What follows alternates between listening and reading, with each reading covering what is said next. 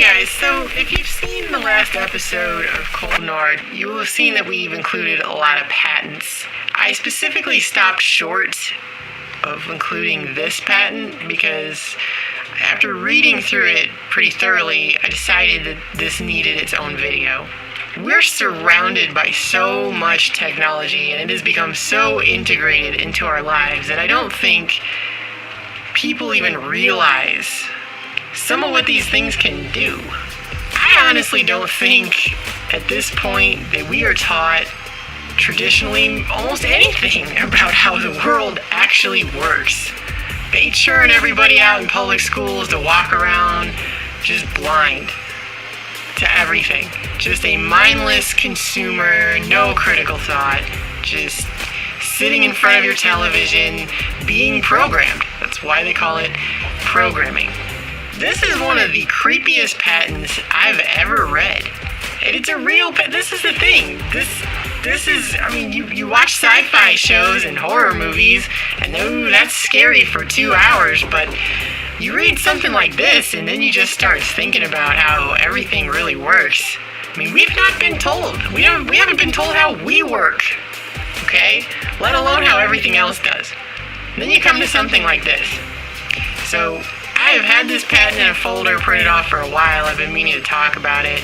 And then I saw recently Richie from Boston covered this actually, and I was like, wow, that's kind of rare that he got this sent to him too. Good. I hope more people are talking about things like this. This is the kind of stuff that's actually going on in the reality that we're all sharing. This is United States Patent number 6,506,148B2, dated January 14th, 2003.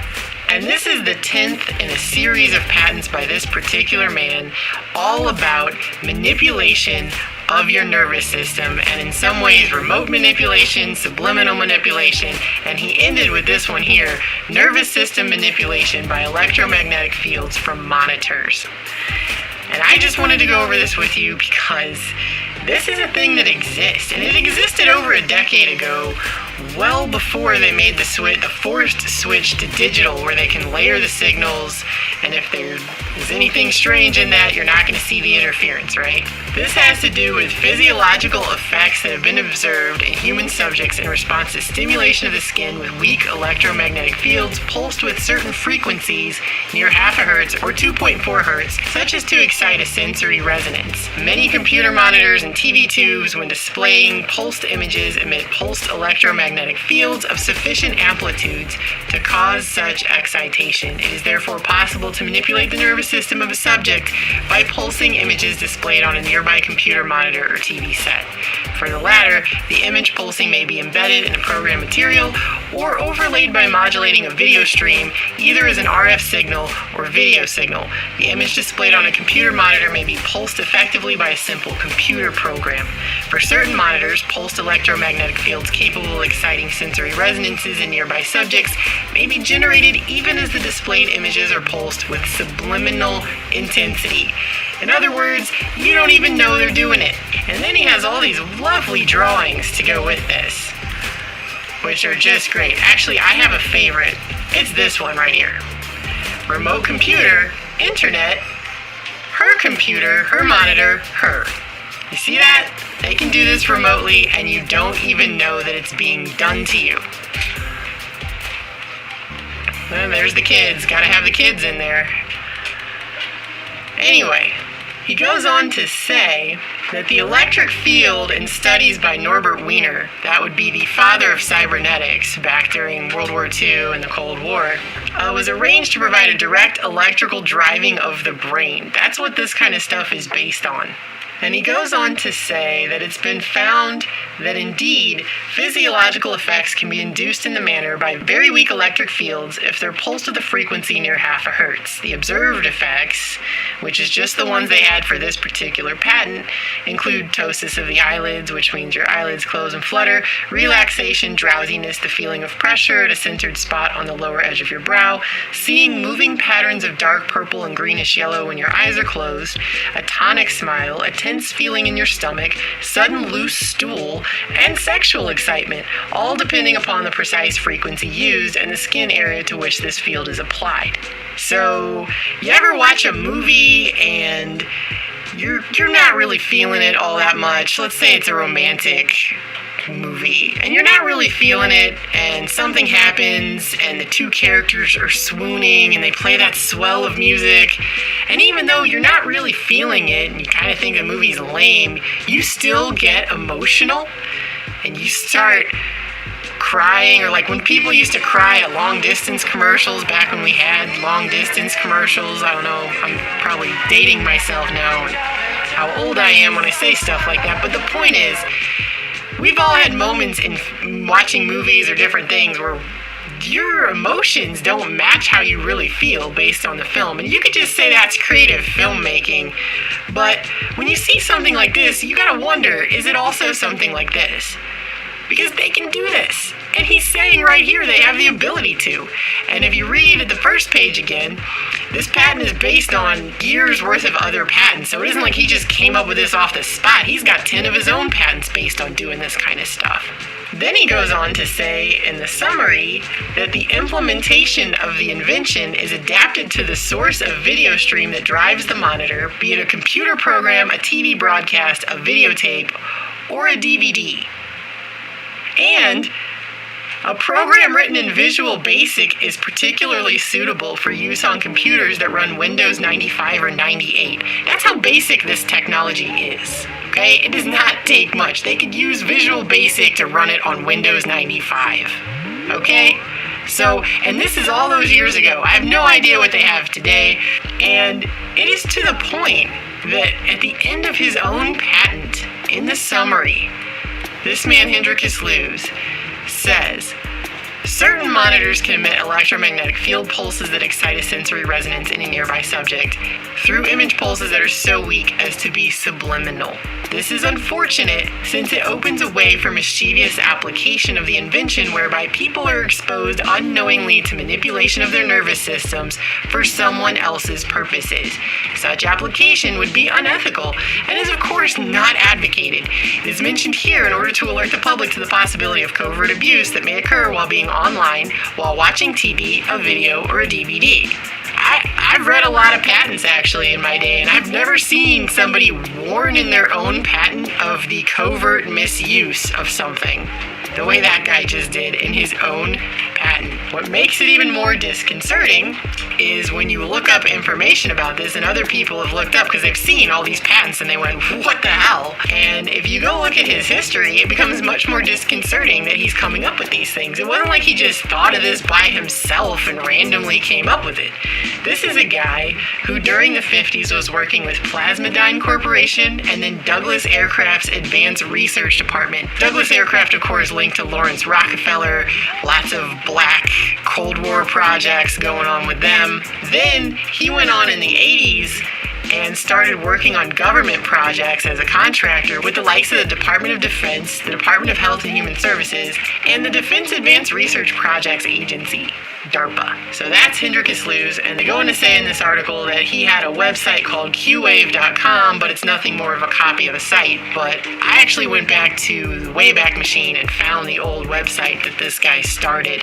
And after reading through Are You Sensitive to Electric Fields and the Q&A that he has here, I feel like the guy almost has remorse for what he's created, or he figured out through this series of patents that he put out over the 90s and the early 2000s that he was coming up with something that wasn't actually very good.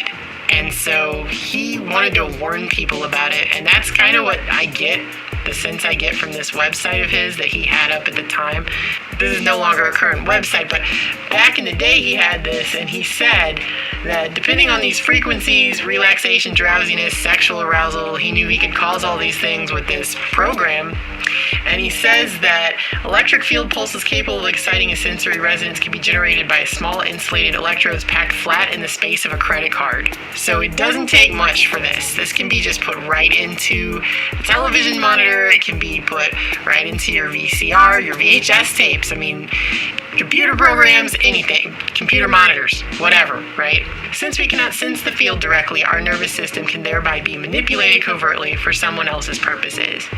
And then he was selling for rather cheap, $14 at the time, a program that you could buy and put onto your computer, and then you could test it on yourself to see how susceptible you are to this.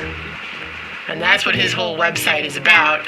And then under the Q&A section, he's got all of his other patents. And like I said, you have everything here. Subliminal acoustic manipulation of your nervous system, manipulation of nervous systems by electric fields, magnetic excitation, pulsative manipulation. I mean, he's got it all right here. These are his 10 patents. And it ended with this one on monitors. And then he made this website. And the whole thing is just replete with him feeling, I think, pretty badly about what he did. You have to understand, all of these science projects, right? The government has these contractors and they make things and they're very compartmentalized. And I don't think people a lot of times realize, not all the time, some people are just horrible people and they're just in things for bad means. But I think some people actually genuinely think, I'm an engineer, I'm a scientist, I'm doing good things. And they don't even have the foresight to realize what their stuff could be used for and that it could be used against the general public. That's what this patent is, and that's just one. There are a lot of others I'd like to go through. I have a whole thing of patents that I've printed off. I just have never had a chance to get to them all. But this particular one, it blows my mind because people just have no idea. We're walking around bathed in so much electromagnetic radiation right now, background. Human beings have never been exposed to the level that humanity is currently being exposed to in our modern technological age. And we're carrying cell phones in our pockets. We're sitting in front of our computer monitors. We're sitting in front of our television sets. And people just don't have any idea the myriad uses that these things can be put to, all the stuff it can do. People are just blissfully ignorant. They don't know. And I personally don't want to go through life blissfully ignorant. I'd like to be informed. I mean, when I think of this, it reminds me of Videodrome. If you haven't seen the movie Videodrome, it's a very weird, creepy, violent movie, but they said in that movie the battle for the minds of North America would be fought in the Videodrome, and it was about programming that was turning people violent and crazy. And I mean, he mentioned some of the things that weak electromagnetic fields can do at certain pulsed frequencies, but that was not an exhaustive list of everything that they can do. And I bet it's a lot more than just making people cry at sappy movies. All right? So I just thought you guys should be aware of that. You always get people coming into your videos and they say things like, what am I supposed to do with that information? Well, it's supposed to help empower you to at least know that this is a thing that exists. And so you're not just walking around an ignorant victim. It's not supposed to scare you. It's supposed to empower you. I at least hope that that's what the videos that I make do.